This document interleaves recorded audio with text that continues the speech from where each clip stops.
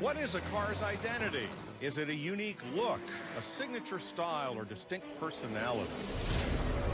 It's this identity that forges a powerful bond between racing's passionate fans and these powerful machines. In NASCAR, this connection is deeply rooted, but over the years, its role has changed.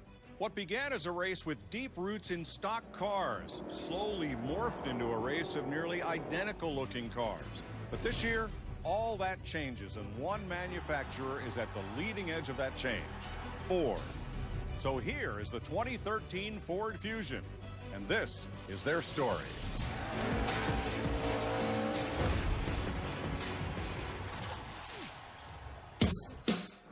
It looks easy when Teague does it, but this south turn from road to beach has spelled disaster for many a driver in former races. If you look what NASCAR stands for, it's the National Association of Stock Car American Racing. So NASCAR started out as a true stock car, cars from the dealership. And into the 70s, as early as the early 70s, they were still truly stock cars. In the mid-70s, they evolved into a tube frame built around the stock car bodies. In the mid-80s, in come the Aero Silhouette. And by the late mid-2000, you had the car of tomorrow, all common template. But along the way, bit by bit, piece by piece, something was lost. Basically, what we've done, we've lost our identity to the car. And now, Cup racing is more of a personality deal. It started off strictly as a car that didn't have any personalities. Then over a period of time, it kind of evened itself out. If he's a Ford fan, then you walked around and picked you out a Ford driver. Then he's going to pick out that car because that's the kind he drove to the racetrack in. Back in the 60s and 70s, I mean, it was such rivalry over, one make versus the other. And so if one won the race on Sunday, I mean, it's going to sell on Monday. That's for sure. I remember asking my son, Jameson, he's like 6, what kind of car is Lightning McQueen? He said, it's like every other NASCAR. That's when I realized something has to give. Ford realized they were losing a vital connection to their fans. In 2010, NASCAR gave an unprecedented invite to participating manufacturers. Help us redefine the sport.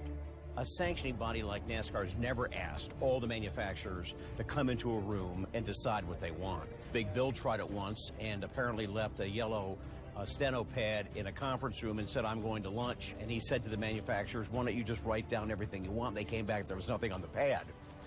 There's a lot on the pad today. It's unbelievable. It's precedent-setting. Coming up, the Fusion finally comes to life. But will the new car be a step forward? Find out when Fusion Evolution returns. You're watching Fusion Evolution. Stock returns to racing.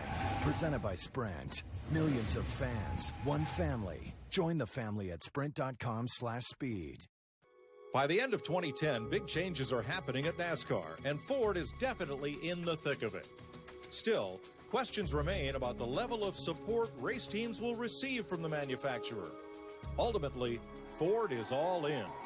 The last time, in my memory, that a true full-force Ford effort from designers, aerodynamicists, engineers had to be our assault on Le Mans back in early 60s. The entire company galvanized around preparing the Ford GT40. It was truly a race car born in the hands of designers, sculpted by designers with one purpose in mind, to go out and win at the highest form of racing in sports car racing, and that is Le Mans. This program with the 2013 NASCAR Fusion is equally encompassing of the company's efforts. Ford's ambitious goal has an even more ambitious deadline. Can they race their new Fusion in the 2013 Daytona 500? They have less than 2 years to build a race-ready car from the ground up.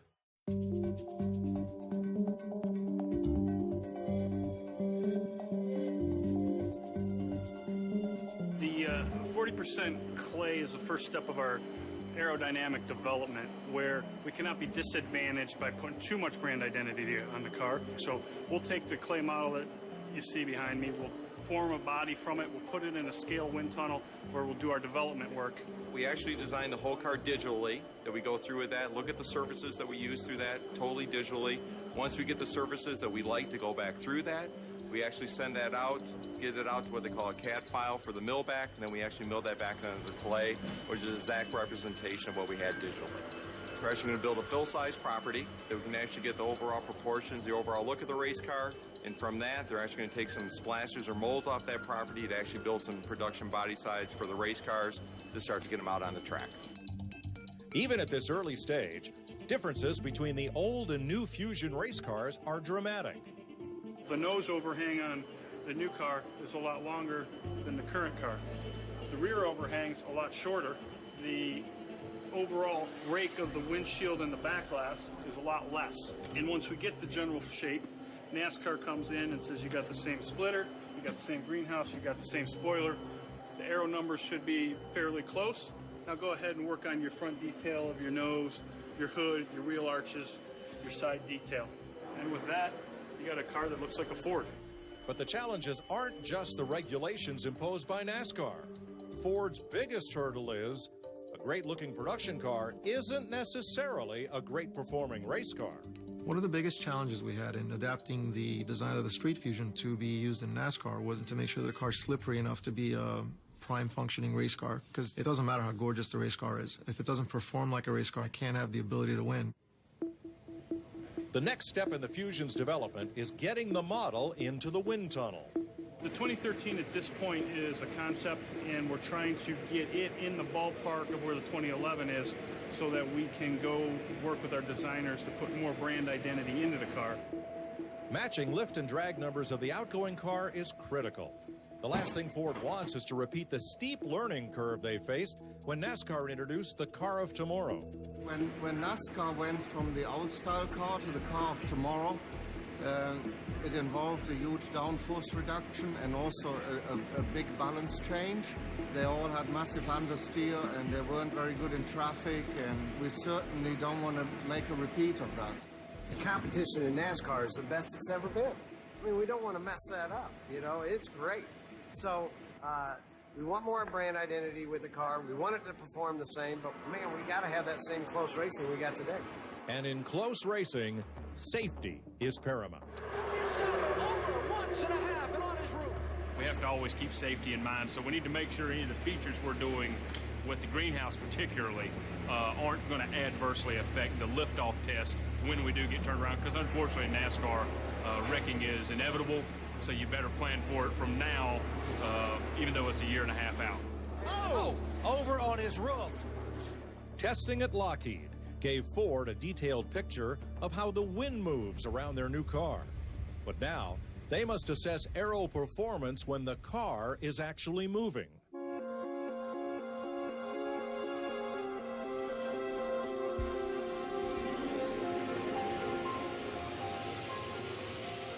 Well, at the 40% scale tunnel, we have the rolling road, which we don't have at Lockheed, and the wheel rotation really is a big advantage because it correlates much better to the racetrack.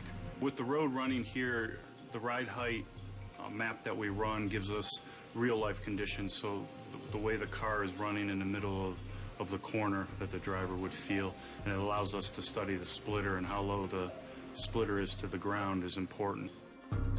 What we've accomplished here so far in this test, I'm very happy about, because we have matched or slightly exceeded the aerodynamic performance of the current car.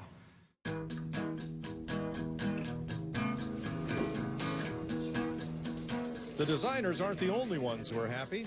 As drivers and team owners get their first look at the new Fusion concept, it's pretty spectacular. I mean, and especially sitting next to the current car we race, pretty incredibly different.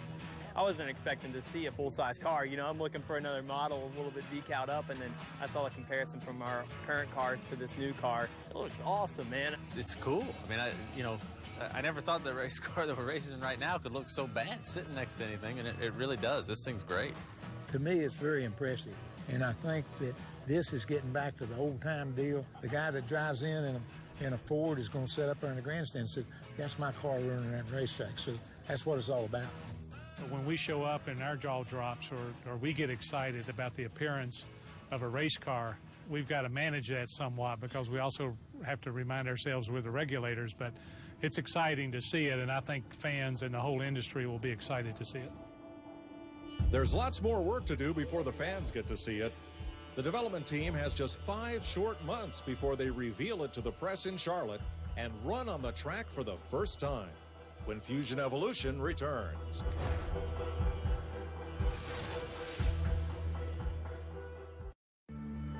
You know, what makes a car, an appealing car, is its proportions.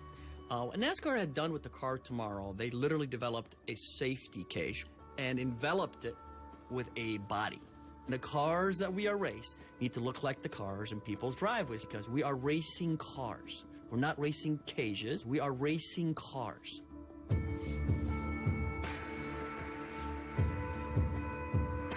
Thank you all for coming. It is a special day for Ford. It's a special day for NASCAR.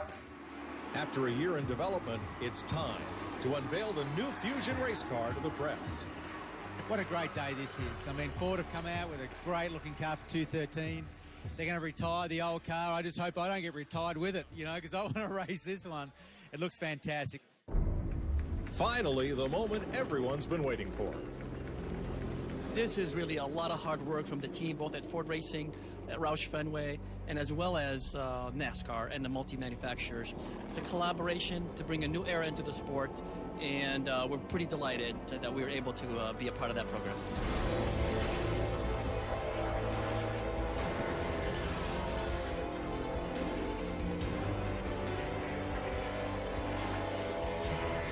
Today is very special. I just, it's sometimes indescribable because of how one feels about the relief that this moment is coming.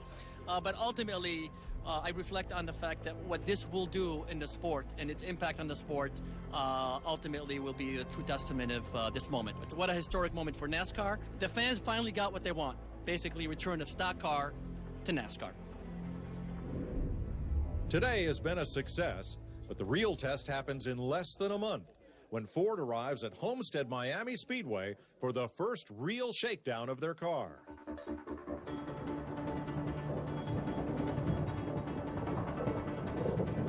The reality is this is just a first snapshot. A lot of work has been done analytically in the scale models, in the wind tunnels, and so now to finally get some engines going, seeing what they really can do on the track, it's a great day.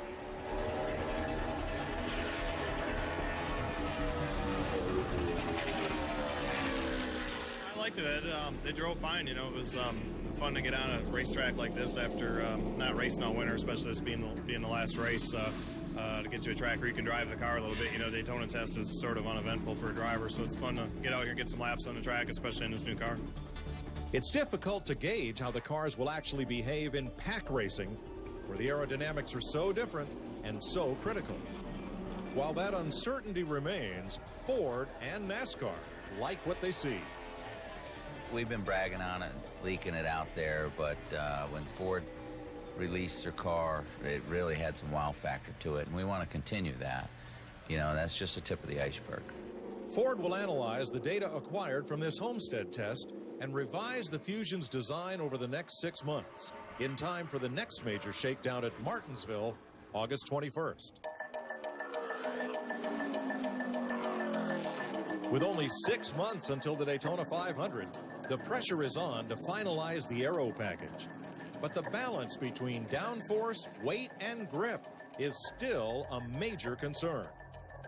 We have heavy race cars that make a ton of downforce, almost a literal ton of downforce, pretty, relatively small tires. So Goodyear's put in a very small box where the tires have to make grip, but they can't make so much grip and make so much heat that they come apart. So something has to give. We either have to make the tires wider and have a bigger contact patch, or the cars have to be lighter. I think NASCAR recognizes this. They've taken the side skirts away, taken a little weight away from the cars, and hopefully that'll let Goodyear make softer, grippier tires. Out on track, the Roush Fenway team and the Wood brothers are busy trying to get a handle on these same issues. It's not a controlled environment out here at the racetrack like it is at the wind tunnel, so you definitely have you know, the sun and the heat in the track, the extra rubber on the racetrack that actually does come into play as you're you know, trying to get your car tuned for the race that weekend. So it's actually really good to be able to come here and do our track testing. I enjoy testing because it gives everybody a chance to try things that you don't get to try during the race weekend. There's a lot of mind games testing here. We've got 5 teams here, and no one wants to show their whole hand, and you don't know what people are working on and whether they have different tires or their car's lighter or heavier. So, you know, the trick to testing is to stay focused on what you're doing and to really have a good time. It's not often that we get to spend 8 hours with everybody in the garage and kind of in a relaxed atmosphere, and that's pretty cool. It's fun. Next, the teams head to Daytona for their final test. And all hell breaks loose when Fusion Evolution returns. You're watching Fusion Evolution. Stock returns to racing. Presented by Ford. Go further.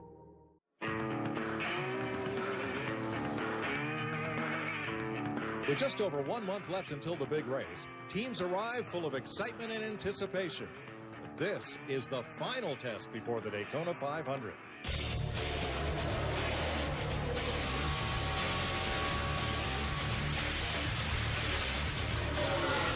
These shoe cars are pretty quick. I tell you, the rules they've given us this year, we're going to be record speeds in qualifying for sure. Faster speeds aren't the only differences. My first impression is that when I turn in the corner, I can kind of feel the rear of the car move a little bit more, so I think it's going to be a pretty wild race. The new shape of the car is changing the very way these cars can be raced. It's really hard to push. I pushed the 13 car, and he was just all over the place. I couldn't push him straight. It seemed like it lifted him up, or it wasn't pushing him straight. And Jamie pushed me some, and my car was the same way. So that's definitely changed as well. And change isn't always easy.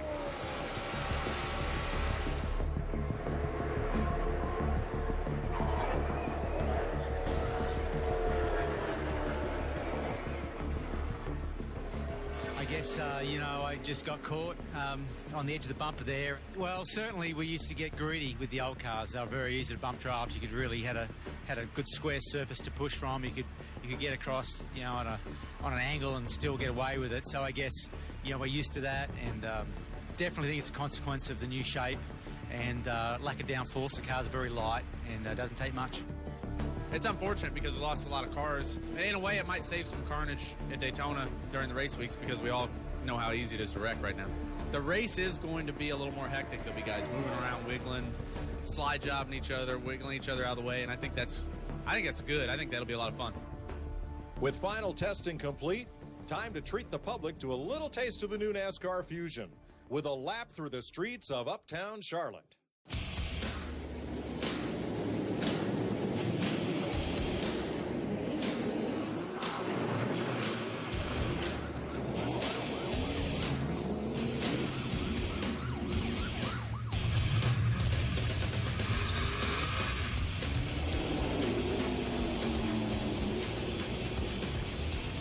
A lot of people watching the cars because obviously it's this big loud parade of, you know, Ford Fusions coming through downtown. I think we all had a lot of fun. I'm just a little nervous I'm going to get arrested. Didn't happen, so I guess it's good.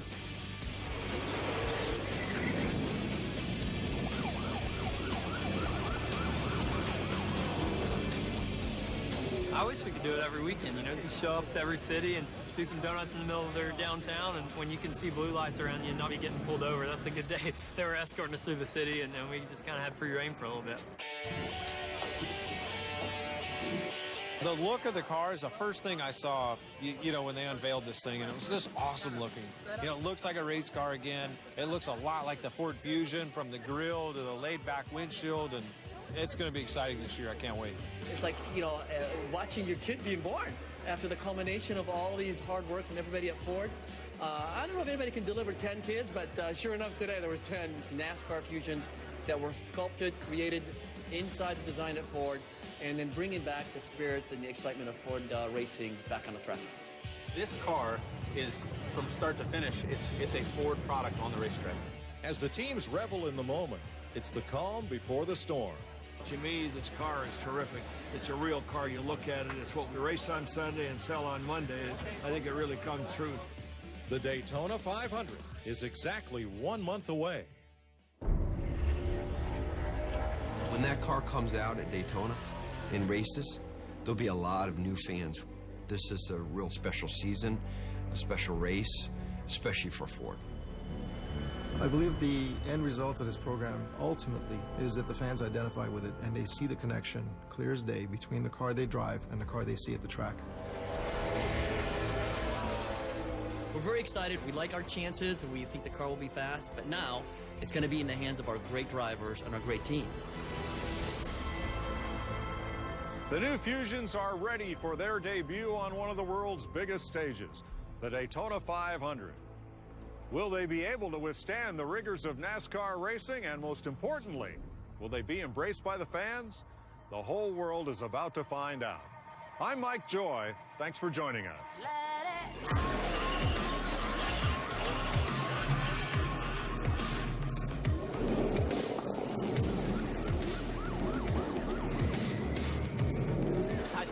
I think Ricky put it best. He said, I think that's probably the only time we'll get to do that.